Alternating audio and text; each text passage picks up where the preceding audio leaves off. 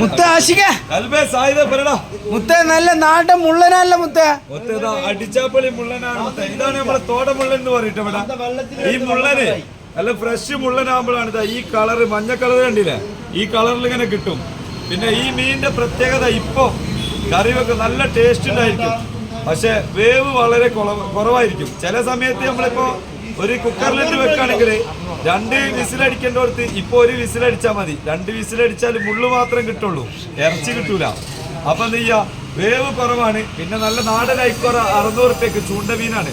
അപ്പോ പിന്നുള്ള പണ്ടുള്ള പഴമക്കാർ പറയും, ഇത് നല്ല ഉപ്പിട്ട് ഉണക്കുക. ഈ വിട്ടുമാറാത്ത ഛർദി ഉണ്ടല്ലോ, ആ ഛർദി വരുന്ന സമയത്ത് ജസ്റ്റ് ഒരു നുള്ളി എടുത്തിട്ടുണ്ടല്ലോ, ഒരു നുള്ളി എടുത്തിട്ട് നമ്മളെ വായിലിടുക. അപ്പൊ നിങ്ങളാണ് പറഞ്ഞത്. അപ്പതാ നമ്മളെ മുള്ളനാണ് ഈ കിടക്കണ കേട്ടാ, തോടമുള്ളൻ 160. വേവ് കുറച്ചാ മതി കേട്ടാ. റേഷൻ പീടികയിലെ താളനീരിന്റെ മാതിരിയാണ്, ഒറ്റ വേവ്. രണ്ടാമത്തെ വേവാണെങ്കിൽ മുള്ളെടുക്കാം, കാമ്പ് കിട്ടൂല. ഓക്കെ ഈ ചീഞ്ഞെന്ന് പറഞ്ഞ എന്റെ അടുത്തേക്ക് വരരുത്, അതിന് വേണ്ടി പറയാ. രുചി കൂടൂലേ?